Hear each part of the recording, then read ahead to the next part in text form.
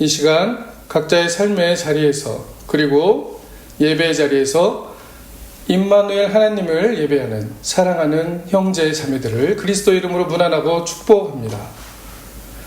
오늘은 출애굽기 3장 1절에서 5절의 말씀을 가지고 삶의 회복과 재조합이라는 제목과 내 신을 벗으라 라는 부제로 성령의 깨닫게 하시는 지혜를 간구하며 말씀을 나눠보고자 합니다.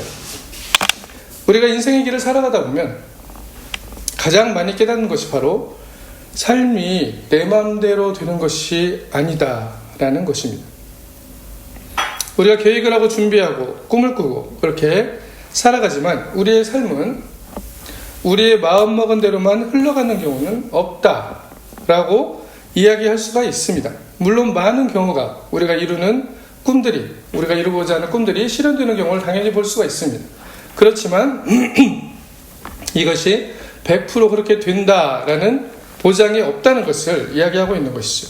삶이 마음먹은 대로라는 말의 의미를 돌아본다면 삶이라는 것은 사실 살다라는 동사에서 나온 말입니다. 거기서 사람이라는 말도 나온 것이죠.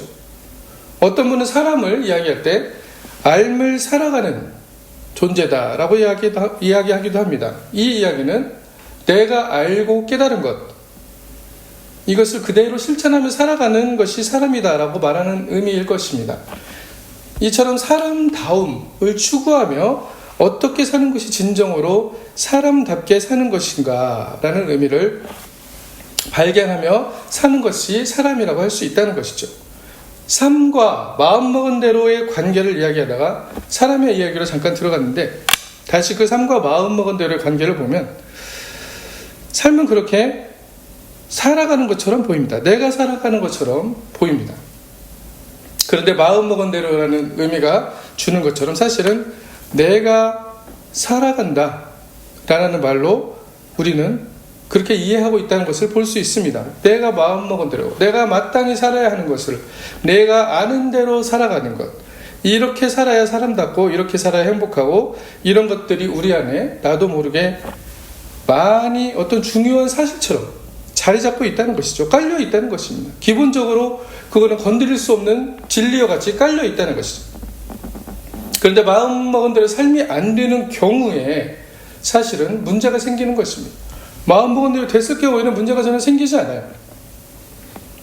결국 삶은 이러한 경우에는 어떻습니까? 내가 살아가는 것이 아니구나라는 깨달음을 우리에게 준다는 것이죠. 누구나 한 번쯤은 이러한 깨달음을 가지고 살아갈 것입니다. 내가 살아가는 것이 삶이 아니고 결국은 내 삶도 아니라는 것, 도대체 삶이 무엇인가라는 질문까지 가게 하는 그 깊은 깨달음을 주는 의미입니다.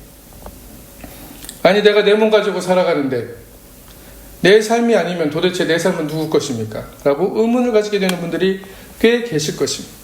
이 의문을 가지고 오늘 모세의 인생에서 드러나는 하나의 신비한 사건을 오늘 출애굽기에서 이야기하고 있습니다. 이 이야기를 한번 들여다보도록 하겠습니다.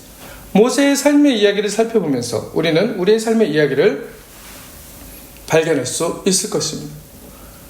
하나님의 말씀이 그렇게 모세에게 다가오셨듯이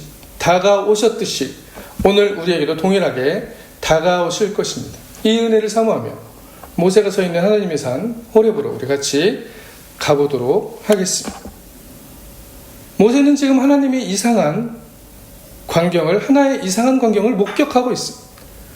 사실 하나님의 산 호렙이라고 하는 이곳은 우리가 성경을 읽으면서 보면 아주 특별한 장소로 많이 기록되어 있습니다.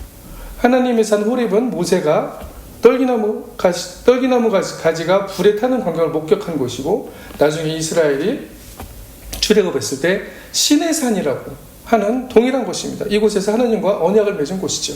특별한 장소였습니다. 근데 사실은 하나님의 산 호렙이라고 하는 이곳은 이전에는 특별한 장소가 아니었습니다. 혹자는 하나님이 모세를 그것을 특별히 이끌어 그 장소가 특별했기 때문에 가져갔다라고 해석을 하는 분도 있습니다. 하지만 이것은 어떠한 장소를 거룩히 여기고 신성화시키는 그러한 의미의 해석이기 때문에 사실은 하나님이 계신 곳이 거룩하시다는 의미와 통하지가 않는 것입니다. 장소가 특별한 것이 아니죠.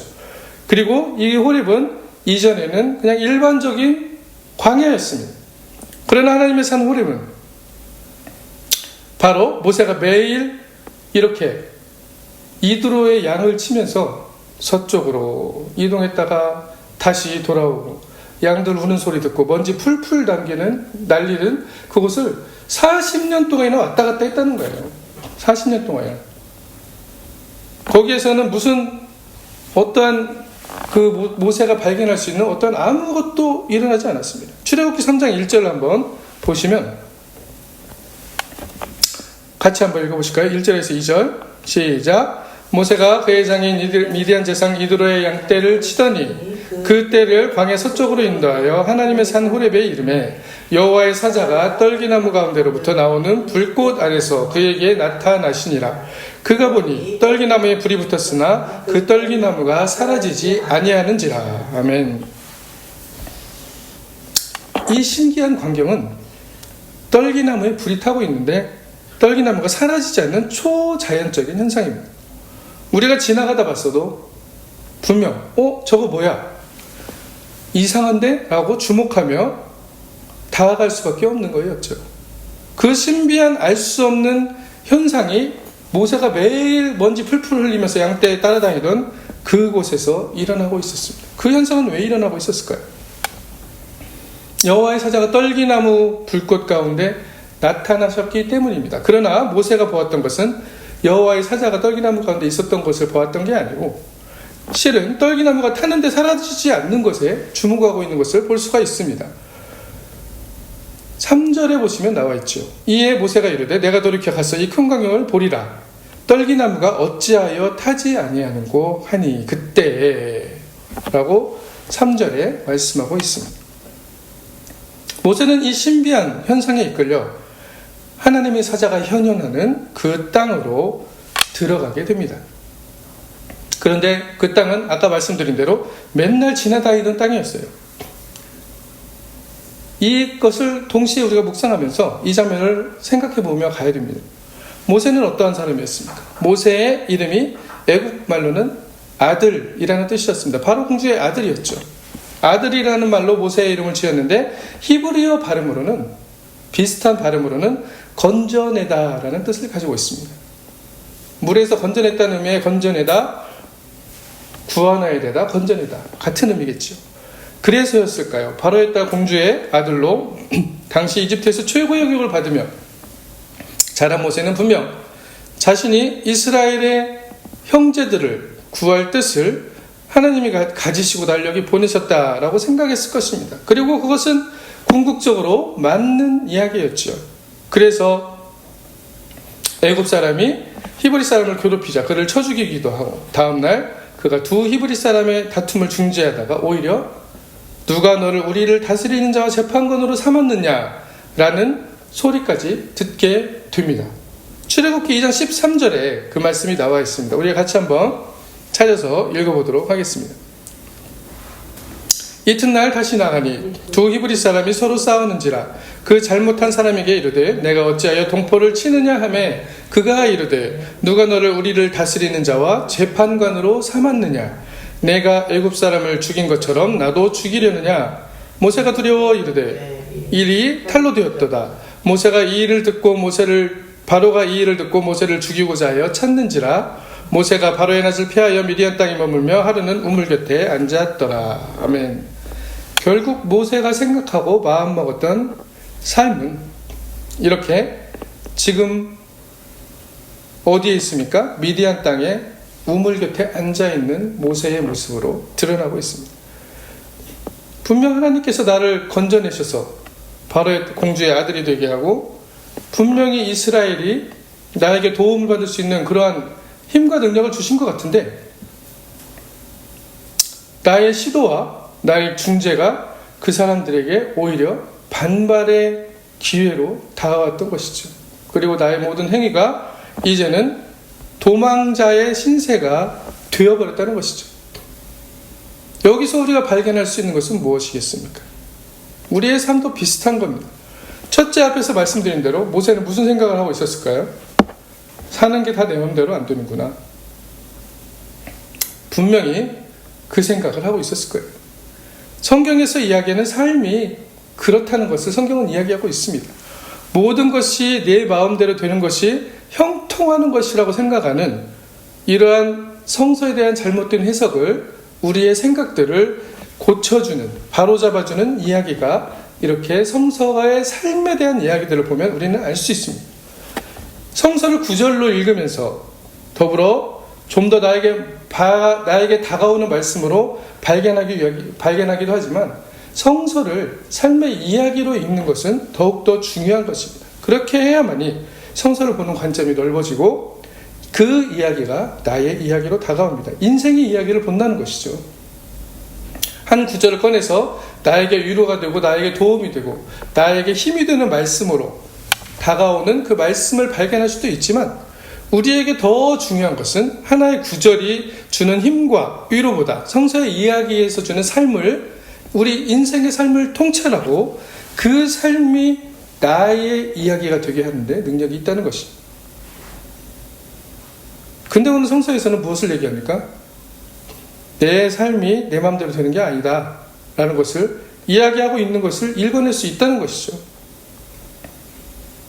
마치 우리에게 성서가 이야기해주는 듯한 느낌으로 우리에게 이런 관점을 가지게 되면 다가오게 됩니다. 말씀이 다가오는 거죠. 이게 우리에게 안 좋은 이야기일까요? 내 삶이 네 맘대로 되는 게 아니다, 내 맘대로 되는 게 아니다 라고 성서가 나에게 얘기하고 있을 때 그것이 안 좋은 의미로 다가오는 것일까요? 그렇지 않습니다. 왜 그렇습니까? 성서를 읽어보면 그 결과들이 나와 있죠. 내가 삶을 살아가는 것이 아니고 삶이 내 삶이 아니라는 것을 발견하게 하는 중요한 의미를 전해주기 위해서 성서가 우리에게 이러한 이야기를 들려준다는 것입니다. 그렇게 됐을 때 그 순간 우리는 삶에 대한 새로운 관점을 가지게 됩니다. 삶을 내 마음대로 하려다, 내 인생을 내 마음대로 하려다가 안 되니까 삶이 괴롭고 불안하고 고통스럽고 이렇게만 해야 된다는 강박이 생기고, 내가 삶을 살아가는 주체라고 생각하니까 내가 상상한 대로 안 되면 나는 나고자 같은 생각까지도 드는 거예요. 그러한 비교와 우월과 열등의 골짜기들을 오르락 내리락 하면서 그렇게 삶을 살아왔다는 것을 발견하게 되는 중요한 계기를 성서가 오늘 제공하고 있다는 것입니다. 모세도 우물 곁에서 미디안 광야로 바로의 눈을 피해 도망하면서 그 생각을 하였을 것입니다. 아, 삶이 내 마음대로 되는 게 아니구나. 내 삶이 아니구나. 우리에게 시간이라는 것은, 공간이라는 것은 그렇기 때문에 내가 서 있는 이곳, 이 시간이 중요하지만 이 시간 공간이 내가 마음먹은 대로 만들어서 운전해서 여기 있다라고 생각하는 그 생각에 커다란 도전을 주는 이야기인 것입니다. 모세의 광야에 나그네가, 우물 곁에 앉아있는 모세가 그것을 보여주고 있는 것이죠. 그의 인생을 통해서 우리 인생을 들여다볼 수 있습니다.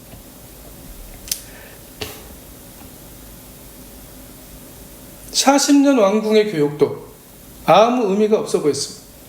이제 광야로 도망하는 것만이 그가 살 길이었습니다. 아무도 그의 편이 되어주지 않았죠. 지금 이 이스라엘을 도울 때였던 것 같았는데 그 때라고 여겼던 그 시간과 공간이 오히려 나를 도망자로, 나를 나그네로 만들어버린 것입니다. 하나님의 때라고, 하나님이 지금 도우시고 계시지 않은가라고 생각한 그때가 오히려 나를 곤란하게 하는 사건이 되어버렸습니다. 나의 때가 하나님의 때를 앞서는 순간에 그러한 일들이 벌어졌던 것이죠. 삶을 내가 살아간다라고 생각하는 순간에 일어나는 일들입니다. 그 뒤에 남은 것은 하나의 알 수 없는 질문만이 지금 남아 있습니다. 모세에게 광야로 도망하면서 미디안의 우물가에 앉아서 모세는 무슨 생각을 하고 있을까요? 아, 이제 어떡하지? 라는 생각을 하고 있을 것입니다. 자신이 가지고 있던 모든 기반들이 무너져버리고 아무것도 할 수 없는 자신을 발견하고 있는 것이죠. 이런 생각들을 하면서, 그런 생각도 이제 희미해져 버릴 정도로 모세는 매일을 그 하나님의 산 호렙을 왔다 갔다 합니다. 먼지를 풀풀 날리면서 양들 뒤를 따라다니면서 멍도 때리고, 가끔씩은 옛날 바로의 궁에서 살았던 40년을 떠올리기도 하며, 그렇게 아들을 낳고 미디안 제사장의 이드로의 딸과 결혼하여 아들을 낳고 살아가는 것이죠. 그 아들 이름이 게르솜이었어요. 게르솜의 의미가 내가 타국에서 나그네가 되었다라는 의미로 아들의 이름을 지었습니다. 정말 나그네가 된 그에게는 인생은 이제 어떡하지라는 질문밖에 남지 않은 그러한 삶이었던 것입니다. 이러한 일상적인 삶 안에 아무것도 일어나지 않을 것 같은 단조로움 안에, 그리고 더 이상 내가 할 수 있는 것이 없어 보이는 그 꽉 막힌 삶 안에서 모세는 아주 희한한 환경을 목격하게 되는 것입니다. 오늘 그 시간은 그 일상적인 것이 아무 의미 없던 것이 신비한 장면으로 시간과 공간을 치고 들어오고 있다는 것이죠. 하나님의 때가 도래하면서 순식간에 모세는 그 신비 앞으로 자기도 모르게 몸을 돌이켜 보고 있습니다. 떨기나무가 왜 타지 않는가를 보려고 하나님의 산 호렙의 떨기나무 불꽃 앞에 서게 됩니다. 그가 가려고 한 것이 아니었어요.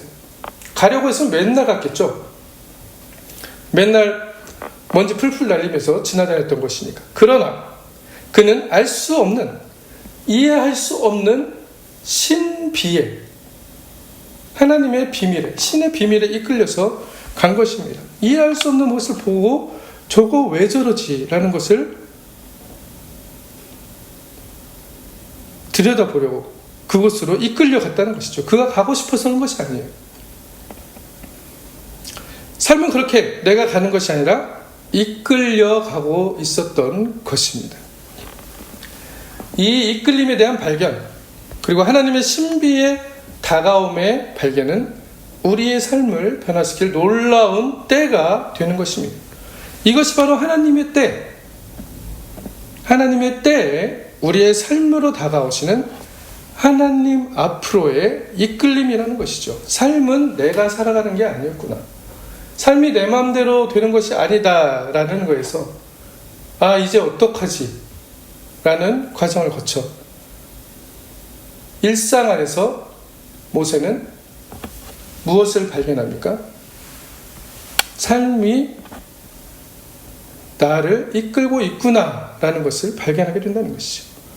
모세의 삶은 일상적인 삶 안에서 발견되는 하나님의 신비를 만나게 됩니다. 그리고 그 일상은 엄청나게 다른 의미를 가지고 그 순간, 시간과 공간에 있게 되는 것이죠. 하나님이 거기 계시기 때문이었습니다. 그리고 하나님의 음성을 듣게 됩니다. 여호와께서 그가 보려고 돌이켜오는 것을 보신지라 하나님이 떨기나무 가운데서 그를 불러 이르시되 모세야 모세야 하시매 그가 이르되 내가 여기 있나이다. 우리는 신앙생활 가운데 많은 순간들을 하나님의 뜻을 구하고 하나님의 뜻을 알기 위해 기도하고 신앙생활을 한다고 말을 합니다. 그런 의미에서 하나님의 음성을 듣는다는 것은 바로 모세가 경험한 이 신비로운 떨기나무로의 이끌림을 발견할 때만이 하나님의 음성을 들을 수 있다는 것이죠.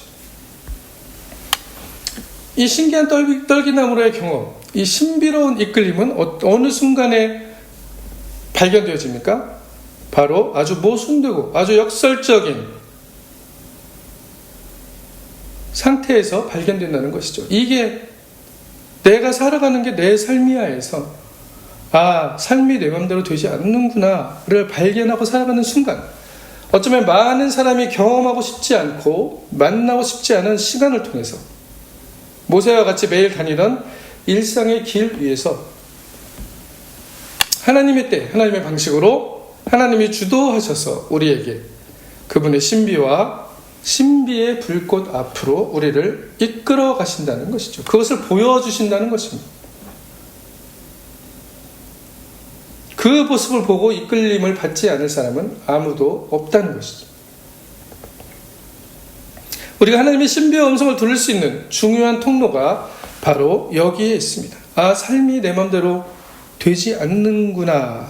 이것을 포기하고라도 내려놓음이라고 말하지만 사실은 이것은 삶이 우리를 여기로 이끌어가고 있음을 우리가 마치 제3자가 내 삶을 관찰하듯이 보는 순간이 되는 것을 말합니다. 내 삶을 멀찍이 떨어져서 보면서 아, 삶이 내 마음대로 안 되는데 이제 어떡하지? 라는 생각이 우리에게 밀고 들어온다는 것이죠. 포기와 좌절의 순간이라고 말할 수도 있겠지만 이것은 포기와 좌절의 순간이라고 표현하기에는 너무나 제한적입니다. 많은 사람들이 소위 세상의 눈으로 본다고 하면 이거를 그렇게 얘기할 것입니다. 포기와 좌절 아니면 실패라고도 얘기할 것이죠. 그러나 이 실패라는 것은 우리의 관점에서 바라볼 때만 실패인 것입니다. 내가 마음먹은 것대로 안 되었기에 실패이고 다른 사람들이 기대한 대로 안 되었기에 실패라고 말하는 것이죠. 좌절이라고 말하는 것이죠. 그러나 하나님은 모세의 이야기를 통해서 오늘 본문을 통해서 우리에게 말씀하고 계십니다. 사랑하는 아들아, 딸아, 그것은 실패가 아니라 나의 때에 내 신비의 산으로 너를 이끌기 위함이라고 말씀하고 계신 것이죠. 오늘날 하나님의 음성을 듣기를 원하십니까? 하나님과 모세와 같이 하나님과 대면하기를 원하십니까? 하나님의 신비의 불꽃 앞에서 서 보기를 원하십니까? 많은 분들이 그 신비의 불꽃을 보고 하나님께 이끌림을 받으셨을 거예요. 그 원하는 것 자체가 내 마음먹은 대로 되는 것이 아니어야 한다는 것이죠. 그저 우리가 할 수 있는 고백은 아, 내 삶이 내 마음먹은 대로 안 되네. 이제 어쩌지? 라는 질문 앞에서 잠잠히 하나님의 때를 기다리며 살아가는 것입니다. 시편 95편 7절에서 10절의 말씀을 같이 한번 읽어보겠습니다. 시편 95편 7절에서 10절.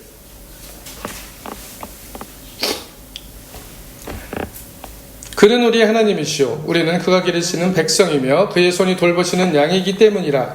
너희가 오늘 그의 음성을 듣거든 너희는 무리바에서 같이 또 광야의 마사에서 지냈던 날과 같이 너희 마음을 완악하게 하지 말지어다. 그때 너희 조상들이 내가 행한 일을 보고서도 나를 시험하고 조사하였도다. 내가 40년 동안 그 세대로 말미암아 근심하여 이르기를 그들은 마음이 미혹된 백성이라 내 길을 알지 못한다 하였도다. 아멘.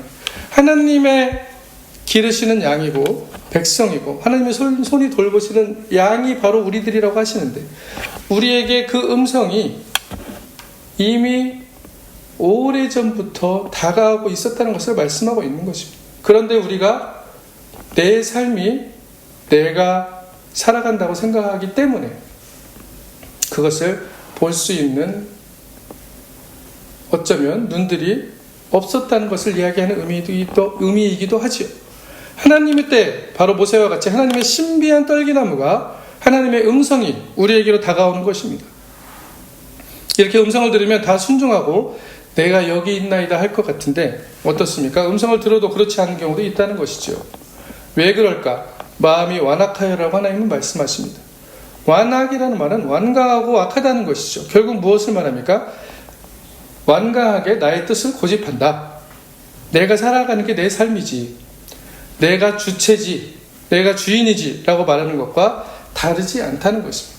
그렇게 됐을 때 문제가 무엇이냐면 내 뜻과 다르게 결과들이 일어났을 때 이것을 용납하지 못한다는 겁니다. 어떻게든 어떤 수단과 방법을 가리지 않고 그 목적을 이루려고 하고 어떤 수단과 방법을 다른 사람의 희생이 생기고 어떤 사람들이 다치더라도 내 목적이 이루어지는 것이 결국은 우선이 되어져 버리는 그러한 가치의 전도가 일어나기 때문이라는 것이죠. 내가 주인이었을 때 내 삶이 내 거라고 생각했을 때 일어나는 일의 결과에 아주 당연한 일들입니다. 그렇다면 그것은 결국 아무리 선한 목적이라고 얘기를 해도 그것은 목적 자체가 이미 우상이 되어버리는 결과를 나타낸다는 것이죠. 내가 주인이 되었을 때는 이러한 결과들이 우리의 삶에서 일어납니다. 모든 관심은 목적에 있습니다. 그리고 그 목적의 중심에 내가 서 있다는 것이죠. 시편 62편 1절에서 2절에 보시면 같이 한번 읽어보실까요? 62편 1에서 2절. 나의 영혼이 잠잠히 하나님만 바라며 나의 구원이 그에게서 나오는도다.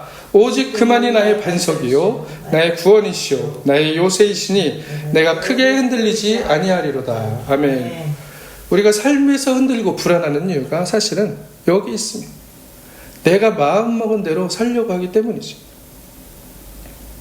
왜 우울증이 생기고 불안이 생기고 강박이라는 게 생깁니까? 공황장애라는 게 왜 생길까요?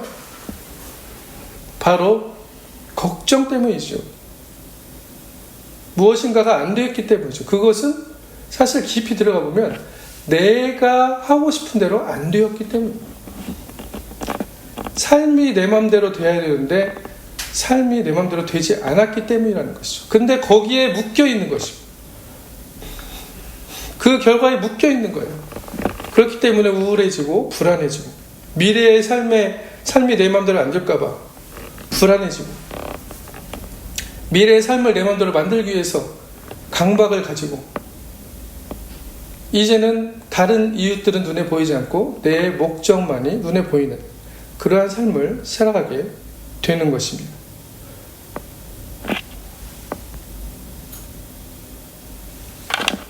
물론 아무도 그것에 대해서 인정하지 않으려 할 것입니다. 그렇지만 현대인이라면 누구나 가지고 있는 문제 중에 하나이기도 합니다. 이 집착이, 고집이, 결국 목적에 대한 집착과 고집이 바로 하나님의 말씀하시는 완악이 될 수 있고 하나님 이끄시는 삶의 신비로 들어가지 못하는, 떨기나무 불꽃 앞으로 인도하시는 하나님의 불꽃을 보지 못하는 가장 중요한 이유가 된다는 것이죠. 오해하지 마시기 바랍니다.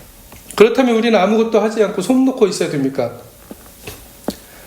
그렇게 살아야겠네요 라고 질문하시는 분들 계실 것입니다. 우리는 삶에서 분명히 무엇을 하면서 살아갑니다. 행위하면서 살아갑니다. 그런데 그것이 꼭 그렇게 되어야만 해.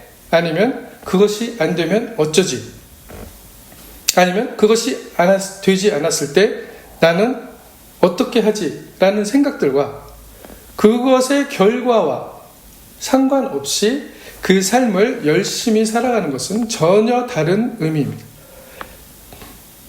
이러한 비교와 우월, 그리고 스스로 비난하는 그러한 목소리에 대해서 자유할 수 있는 길들이 바로, 그리고 그 목적에 집착하여 거기서 떨어져 나오지 못하는 나를 자유하게 할 수 있는 것이 바로 내 삶이 내가 살아가는 것이 아니야. 내가 이끌려 가고 있고 내가 사는 것이 바로 이 이끌림에 의한 것이구나 라는 것을 깨닫는 것. 내가 하는 부분에 대한 성실함과 열심을 가지고 일하지만 그것에 대한 과정과 결과들에 상관없이 감사하고 즐기며 실패가 오히려 하나님의 다가옴을 만날 수 있는 인생의 소중한 기회라는 것을 깨달을 수 있는 그러한 나의 삶의 태도의 변화를 말하는 것이죠. 그렇게 우리는 이제 어떡하지? 라는 앞뒤가 꽉 막혀 보이는 그 순간에도 내 눈에는 보이지 않지만 그 순간에 함께 고통하시는 하나님을 느끼고 결국 하나님의 이끌림 앞으로 나아가 그분의 음성을 듣는 놀라운 복을 모세와 같이 발견하게 된다는 것입니다. 고린도후서 4장 8절의 말씀을 8절에서 9절, 10절까지 읽어보겠습니다. 고린도후서 4장 8절에서 10절. 우리가 사방으로 우겨쌈을 당하여도 쌓이지 아니하며 답답한 일을 당하여도 낙심하지 아니하며 박해를 받아도 버림받지 아니하며 거꾸로 트림을 당하여도 망하지 아니하고 우리가 항상 예수의 죽음을 몸에 짊어짐은 예수의 생명이 또한 우리 몸에 나타나게 하려 함이라. 아멘. 우리의 삶은 이렇게 이끌림을 받을 때 나의 실패가 오히려 하나님의 앞으로 불꽃으로 나를 인도하신다는 것입니다. 그리고 나의 삶을 통해 예수의 생명이 드러나는 은총과 은혜를 부어주신다는 것이죠. 이제 내가 마음먹은 대로 살아가는 삶에서 예수의 생명이 드러나는 삶, 하나님이 함께 하시는 삶, 이 복의 근원과 연결된 삶을 살아가는 사람이 된다는 것입니다. 하나님은 떨기나무 앞에 모세에게 이렇게 말씀하십니다. 이리로 가까이 하지 말라. 내가 선 곳은 거룩한 땅이니 내 발에서 신을 벗으라. 신을 벗으면 여러 가지 의미가 있습니다. 그런데 그 중에 하나의 의미만을 들으면 바로 하나님이 모세와 새로운 언약을 맺고자 하는 이유로 신을 벗으라고 합니다. 이스라엘에서 신을 벗는다는 것은 여러 가지 이유가 있지만 그 중에 하나가 언약을 맺는 이유가 있죠. 가장 대표적인 경우가 룻의 경우입니다. 보아스가 룻을 아내로 받기 위하여 그의 유산을 물려받을 자와 얘기하면서 약속을 하게 하죠. 그때 신을 벗고 약속을 합니다. 나는 여기 이 땅과 아무 상관이 없다라는 것을 약속을 받게 장로들 앞에서 언약을 맺는 것이죠. 이처럼 이스라엘 전통에는 신을 벗음은 언약을 맺음과 또 관계가 있습니다. 나중에 출애굽한 이스라엘이 하나님의 산 호렙, 이 신의 산이라는 곳에서 하나님과 새로운 언약을 맺게 되는 것이죠. 매일 다니던 일상적이고 먼지가 풀풀 나고 양떼들이 울어대던 그 아무 의미 없어 보이던 그곳을, 그 시간을, 그 장소를 하나님은 거룩한 땅으로 그리고 약속의 장소로 만들어 버리신 것입니다. 하나님이 계신 그곳이 바로 거룩한 땅이 되는 것이죠. 거룩한 땅이라는 것은 그렇게 의미할 수가 있지, 하나님을 지시하는 것이지, 그 장소가 계속 거룩한 땅이라고 얘기하는 것, 그것은 이미 하나님의 거룩함을 지시하는 것이 아니에요. 그 장소 자체가 거룩하다고 얘기하는 커다란 오해에 빠지게 됩니다. 그리고 그곳에서 약속을 맺는 놀라운 약속의 장소가 되어버리는 것이죠. 사랑하는 형제 자매 여러분, 우리의 삶이 실패한 것 같으십니까? 내 삶이 내 마음대로 안 되십니까? 나는 왜 되는 게 하나도 없어? 라고 생각하십니까? 그것으로 인해 슬퍼하고 노여워하고 분이 나십니까? 이 순간 모세를 생각해 보시기 바랍니다. 40년 최고의 교육을 받고 살인자로 광야로 도망하며 40년을 양을 치던 그의 삶, 이제 그냥 이렇게 죽나 보다 라고 생각했던 80세의 모세에게 하나님은 그분의 때에 다가오십니다. 그리고 우리에게 그곳으로 오지 않을 수 없는 신비의 불꽃을 보여주신다는 것이죠. 그리고 말씀하십니다. 내 신을 벗으라. 하나님이 이렇게 말씀하시는 이유는 우리와 새로운 약속을 하기 원하시기 때문입니다. 어떠한 약속입니까? 내가 너와 함께 하겠다는 것을 보여주시는 약속이죠. 여러분의 실패라고 생각되는 그 삶이 결국 내가 사는 삶이 아니고 삶이 나를 살고 있었구나 라고 말할 수 있는 의미도 거기에 있습니다. 내 삶은 바로 하나님이 불어넣으신 그 숨이 나를 숨쉬게 하고 있었구나, 하나님의 이끄심이 나의 삶이구나라는 깨달음으로 다가오는 그 순간, 그 장소가 바로 하나님의 산 호렙입니다. 이스라엘과 새로운 언약을 맺은 장소, 신의 산이고, 모세는 하나님과 함께 하심이 드러나는 그 진정한 이스라엘의 지도자로 다시 태어나게 됩니다. 아, 이제 어떡하지? 이제 어떡하지? 이 절벽과 같은 삶 앞에서 터져나오는 이 질문은 그렇게 하나님의 때가 다가옴을 알리는 신호탄입니다. 그리고 하나님은 가장 적절한 시기에 우리의 삶의 모든 것을 통합하시고 우리가 알 수 없었던 방법으로, 그분의 방식으로 우리의 삶을 회복시키시고 재조합한다는 것이죠. 모든 것이 파편처럼 다 끊어져 있는 것처럼 보였는데 그것을 재창조하시고 재조합하시는 분은 바로 하나님이시라는 것입니다. 그때 드러나는 하나님의 꺼지지 않는 불꽃 앞에서 설 수밖에 없는, 이제는 그 신비로 우리를 다시 부르시고 계신 놀라운 약속의 하나님, 그 약속을 우리와 하나님께서는 맺기 원하신다는 것이죠. 하나님이 이르시되 이리 가까이 오지 말라. 내가 선 곳은 거룩한 땅이니 내 발에서 신을 벗으라. 이제도 잠잠히 하나님만 바라보며 신뢰하시기 바랍니다. 그렇게 나의 숨을 쉬게 하시는 하나님, 그 하나님의 이끄심이 보일 수 있도록, 내 목소리를 내고 왜 이래? 왜 이렇게 나는 안 되지? 난 되는 게 하나도 없어 라고 하는 내가 생각하는 삶, 내가 살아간다고 생각하는 그 삶이 아닌 이제 어쩌지라는 단계까지 나아가 볼 수밖에 없는 그 시간을 우리는 지나가야 합니다. 이것이 사망의 음침한 골짜기 같지만 그 안에 주께서 나와 함께 하심이라고 고백했던 다윗의 고백이 우리의 고백이 되는 것이죠. 이제 어쩌지라는 질문 앞에서 일상의 단조로운 삶 속에서도 하나님에 대한 신뢰와 희망과 기대가 그것을 잃지 않고 나아가야 하는 이유가 바로 여기 있습니다. 그럴 때 비로소 하나님의 세미한 음성을 듣고 내가 서 있는 이곳이 약속의 장소가 되고 하나님이 현현하는 거룩한 장소가 됨을 발견하는, 여러분이 서 있는 그곳에서 하나님이 거룩한 장소로, 약속의 장소로 여러분의 삶을 변화시킨다는 것이죠. 그리스도의 생명을 드러내는 자들이 되게 한다는 것입니다. 사랑하는 아들아, 딸아, 내가 서 있는 그곳은 내가 함께하는 거룩한 곳이다. 신을 벗어라 라고 하나님께서 오늘 우리에게 말씀하고 계십니다. 내가 내 삶을 이끌어 줄게. 너와 언약을 맺고 내 삶을 재조합시켜 줄게 라고 하나님의 신비의 불꽃 앞으로 우리를 이끌어 부르시고 계십니다.